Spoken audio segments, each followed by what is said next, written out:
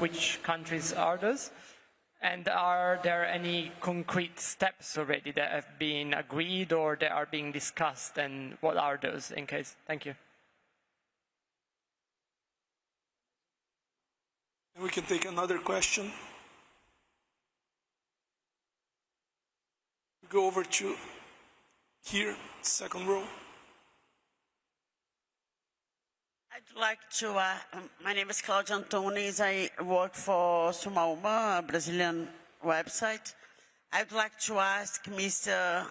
Alistair how important it is for the private sector in terms of energy transition to have a clear political decision from the governments in terms of how we are going to transition away. So, how important is the political direction that the governments can give in terms of directing private and other investments?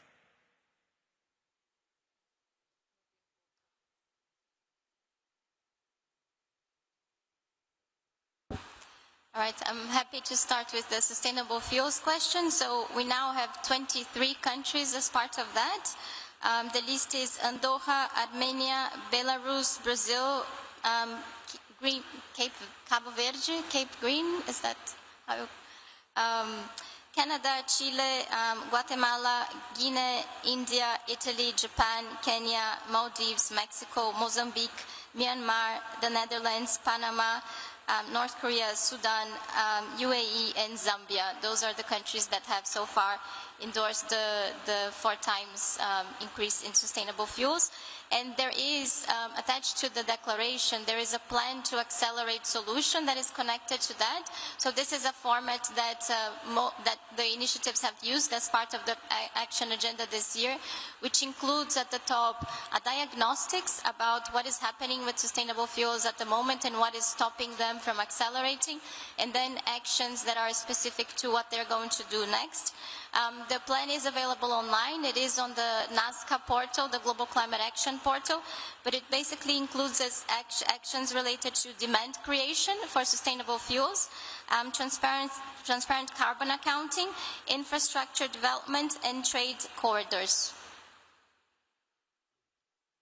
Okay, thank you very much for the question. Energy policy, I think, is absolutely critical to driving where the private sector goes in terms of investing. It's absolutely critical. Essentially, energy is a huge political issue if it's not dealt with appropriately. If you get blackouts in countries, if you don't have power being made available, then that rapidly becomes a matter for politicians because it's a matter for voters, and we've seen that time and time again. I think it's important that governments try and set targets, and I think it's also important that they set out particularly plans for where they want to see investment. If you leave things purely to the market, you will end up with issues that we've seen throughout the world. You can see them at the moment to some extent in the US, where they've got a bit of a jump in terms of what they need in power, but they've got a lot of people scrambling around trying to figure out how they're going to satisfy the power needs there. What we've seen, particularly in the UK and parts of Europe, there has been strong political leadership. People have set out things like plans for networks so we can do anticipatory investment. We have to remember that the supply chains take a long time to build, and in addition, many of these assets can take an even longer time to build. You know, even from the start, building things like the biggest offshore wind farm in the world, at Dogger Bank, will take us 4 years. The planning process before that was probably close to a decade. So, having clear political steer, having a clear political will, having plans brought forward creates the right environment to bring forward the investment, and to do that in the most cost-effective way for the public. And the public, at the end of the day, do want to see cost-effective delivery and ultimately low tariffs. Thank you. Like I said, we're very pressed for time today. Maybe we can squeeze in one last question here for the gentleman in the first row.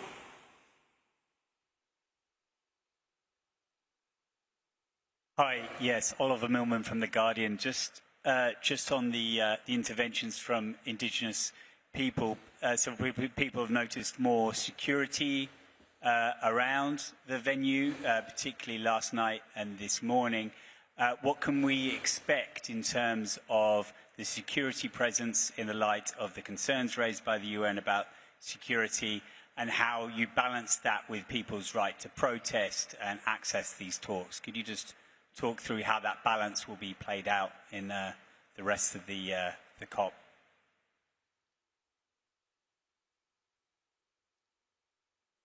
As you know, there is protocols between the United Nations and the hosting government on security.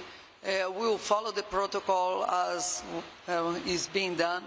We also know that there is protocols on doing protests, how they work both inside and outside. So if we all feel and use the protocols, I think we all going to be fine, as we have been so far. And we will continue seeing protests. I understand tomorrow there is a big protest being organized outside as well. This is part of democracy. We all need to respect how people express, and let us just follow the protocols that have been agreed between the United Nations as well as the Brazilian government. We are following them, and they will continue being followed going forward. Thank you, Anna. If Mr. Alistair or Bruno want to share any final remarks? Otherwise, we would... Okay, so briefly, closing remarks on this. I think essentially on behalf of UNISA, what I'd like to say is, again, thank the Presidency for everything that they've done here. Be very, very clear that what we want to see going forward is this focus on actually delivering what can be there, and therefore whatever governments, whatever the Presidency can agree with the many nations represented here will give us a clear view of what we need to do. And talking about that political view that we got the question earlier, having that political view from all the nations will empower us to go and make sure that we take that $1 trillion+ we've announced today and make it a much bigger number in the future. Thank you. Thank you. This concludes our press conference. I'd like to thank you all for joining. Thank you.